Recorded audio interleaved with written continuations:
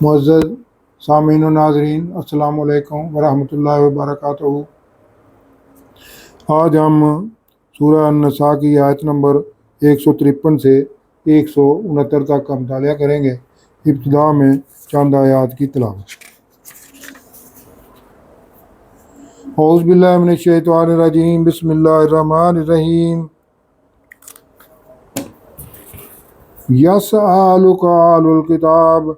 ان تنزل الیہم کتابا من السماء فقد سألوا موسیٰ اکبر من ذلک فقالوا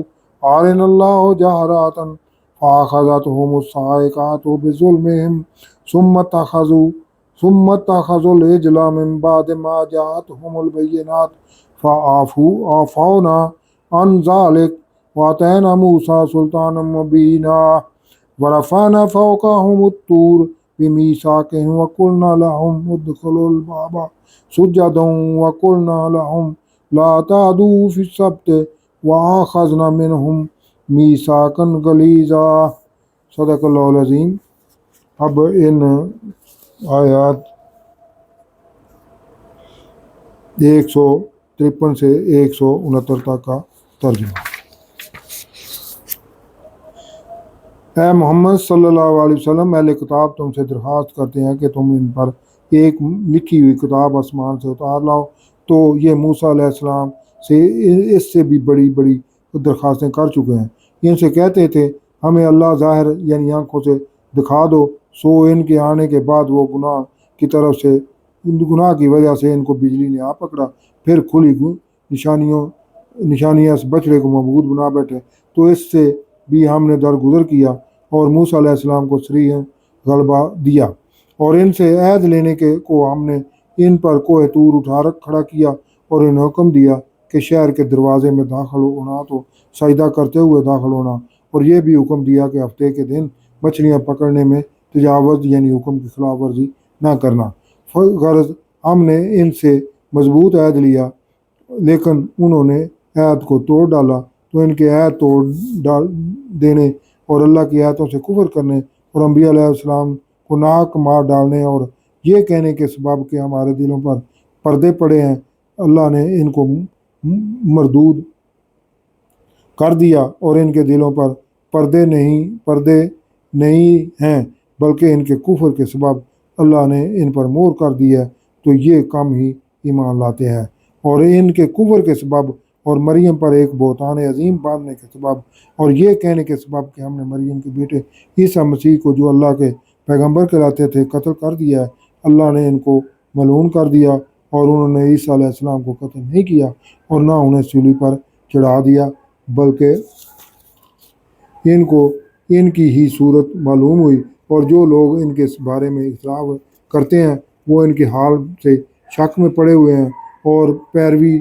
پیروی زن کے سوا ان کو اس کا مطلق علم نہیں ہے، اور انہوں نے عیسیٰ علیہ السلام کو یقیناً قتل نہیں کیا، بلکہ اللہ نے ان کو اپنی طرف اٹھا لیا، اور اللہ غالب اور حکمت والا ہے، اور کوئی اہل کتاب نہیں ہوگا مگر ان کی موت سے پہلے ان پر ایمان لے آئے گا، اور وہ قیامت کے دن ان پر گواہ ہوں گے۔ تو ہم نے یہودیوں کے ظلموں کے سبب بہت سی پاکیزہ چیزیں جو ان کو حلال تھیں ان پر حرام کر دیں، اور اس سبب سے بھی کہ وہ اکثر اللہ کے راستے سے لوگوں کو روکتے تھے، اور اس سبب سے بھی کہ باوجود منع کیے جانے کے سود لیتے تھے، اور اس سبب سے بھی کہ لوگوں کا مال ناحق کھا جاتے تھے۔ اور ان میں سے جو کافر ہیں ان کے لیے ہم نے درد دینے والا عذاب تیار کر رکھا ہے، مگر جو لوگ ان میں سے علم میں پکے ہیں اور جو مومن ہیں، اور جو اس کتاب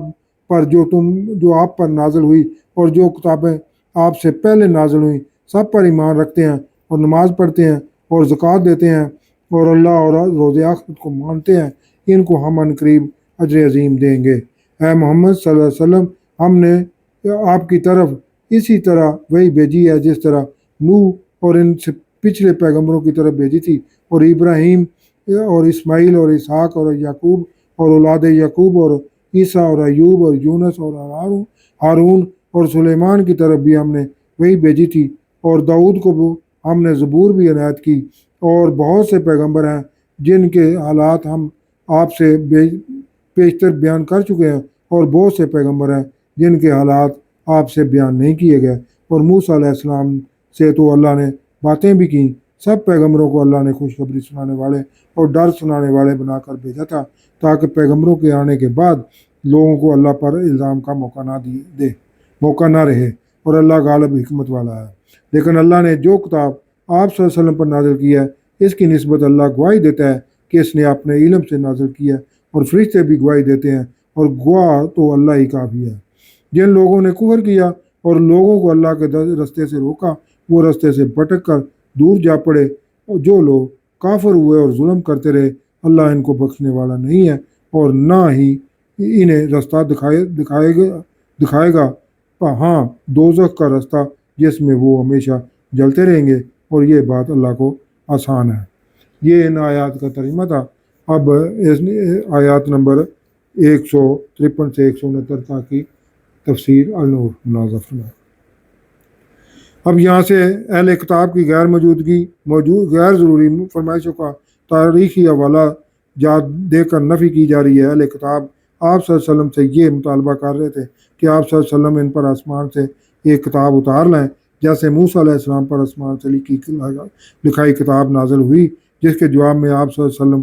کہہ رہے ہیں کہ یہ قرآن پاک مجھ پر وحی کے ذریعے نازل ہوتا ہے، جس کے جواب میں اہل کتاب کہہ رہے ہیں ہمیں کوئی واضح نہیں کہ وحی کون لاتا ہے۔ اہل کتاب کے بے تک کے مطالبے کے جواب میں اللہ کہہ رہا ہے کہ انہوں یعنی اہل کتاب نے تو موسیٰ علیہ السلام سے تو یہ بھی کہا تھا کہ اللہ کو انہیں اعلانیہ دکھاؤ، تو کڑک نے ان کو ان کے گناہ اللہ کو ظاہری آنکھ سے دیکھنے کا مطالبہ کے سبب آ پکڑا۔ اگر موجودہ اہل کتاب اپنے فضول مطالبے سے باز نہ آئے تو وہ پھر ویسی صورتحال سے ہی دوچار ہو سکتے ہیں۔ پھر انہوں نے بچڑے کو معبود بنا لیا۔ اس کے بعد ان کے پاس اور نشانیاں موسیٰ علیہ السلام کے 9 معجزات آئی تھی، پھر بھی وہ نافرمان رہے، اور ہم نے ان تمام چیزوں یعنی نافرمانیوں کے باوجود درگزر کیا اور موسیٰ علیہ السلام کو واضح غلبہ عطا فرمایا۔ اہل کتاب یہ یاد کریں کہ جب ان سے عہد لیا جا رہا تھا کہ موسوی دین کو دل سے تسلیم کرو، اور ان کے سروں پر کوتور کو معلق کر دیا تھا،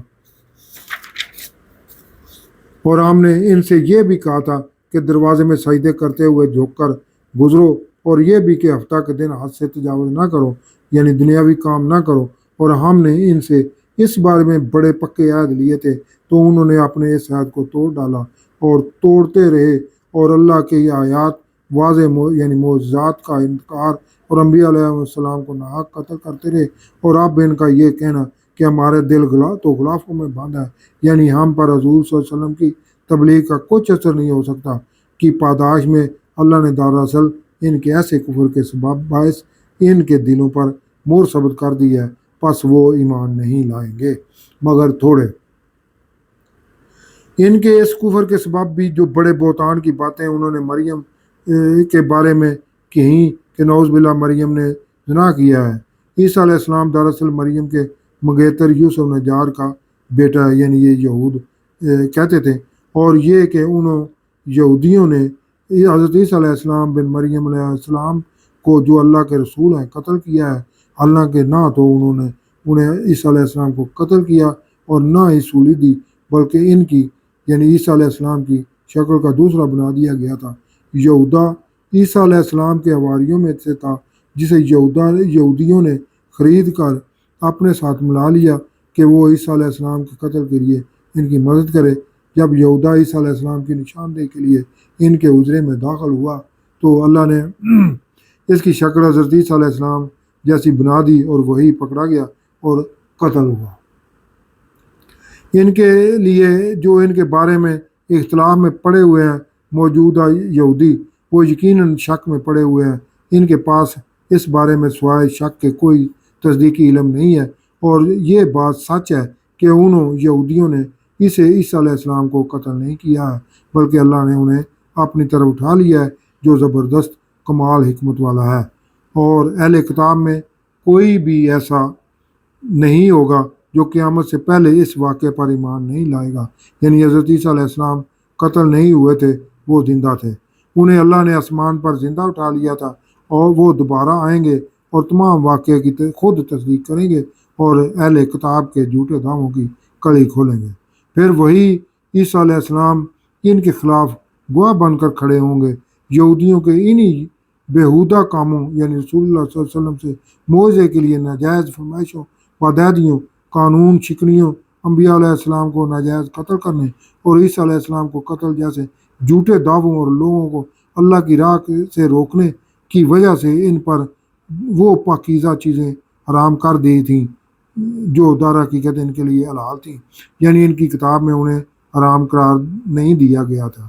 دراصل حضرت یعقوب علیہ السلام نے کسی عذر کی وجہ سے اپنے لیے اونٹ کا گوشت وغیرہ ممنوع کر لیا تھا، جو چلتے چلتے یہودیوں نے بھی اپنے اوپر بغیر کسی سند کے حرام کر لیا۔ ان کے سود کھانے کی وجہ سے جو انہیں منع کیا گیا تھا اور لوگوں کا ناحق مال کھانے کی وجہ سے یہودیوں کے دلوں پر مہر ثبت کرنے کی ایک وجہ یہ بھی تھی کہ تورات میں بھی سود حرام تھا، لیکن انہوں نے سود کو اپنا من پسند کاروبار بنا لیا۔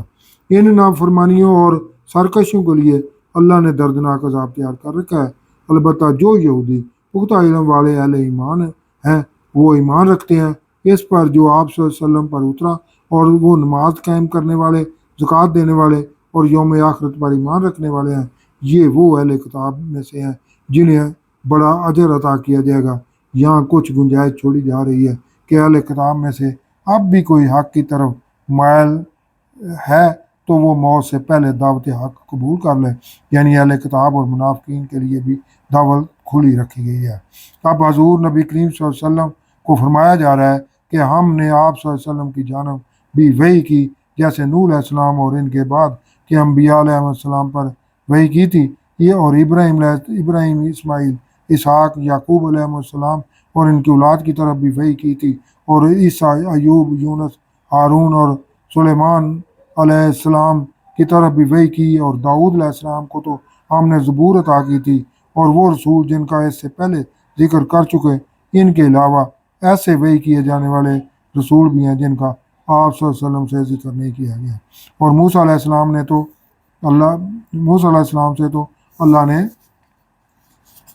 بذات خود کلام بھی کیا، جیسے کلام کیا جاتا ہے آمنے سامنے مگر پردے میں۔ یہ تمام رسول جن کا آپ صلی اللہ علیہ وسلم سے ذکر کیا گیا ہے اور جن کا آپ صلی اللہ علیہ وسلم سے